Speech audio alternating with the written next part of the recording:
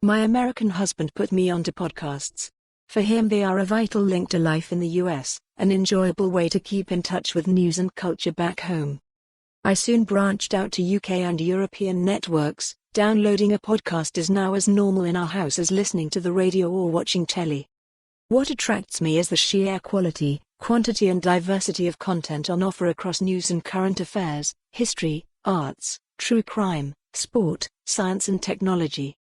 What once seemed like an alternative, underground way to consume content has become mainstream, especially since the BBC joined in properly. Brexitcast, with Laura Quainsberg, Katya Adler, Chris Mason, and Adam Fleming, initially advertised itself as a podcast for political geeks, but its accessible, gossipy tone gave it far wider appeal, 8 million downloads and counting. This figure hints at how quickly the medium is growing. Ofcom's report last autumn confirms it. More than 7 million people in the UK now listen to a podcast every week, up 24% on the year before, with half of all listeners joining in over the last 2 years. Entertainment is the most popular category for listeners, followed by comedy and discussion shows. Regulars average 7 shows a week. These days when you see someone on the train with earphones in, there's a good chance they're listening to a podcast rather than music. It has to be said, however, that missing from this dizzying and dazzling array of international free content has been a distinctly Scottish voice. That changed last week with the launch of The Big Light, an independent network that can lay claim to be Scotland's first significant contribution to the world of podcasting.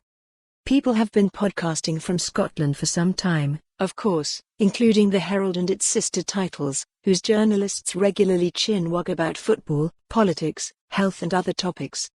But what makes The Big Light different is the pedigree and expertise of its owners and producers, the scope of its creative and commercial vision.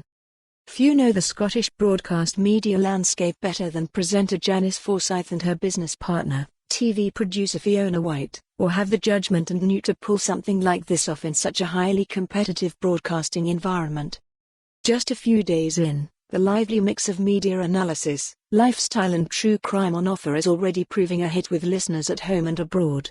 I don't doubt that this will steadily grow in the weeks and months to come as the podcasts and presenters become a regular feature in our lives, introducing us to new and sometimes unexpected voices along the way. Listen out for 101-year-old Glaswegian Ida Schuster, the world's oldest podcaster. At this point, I should declare an interest. I was a guest last week on the first edition. For more on this story, visit the news article link.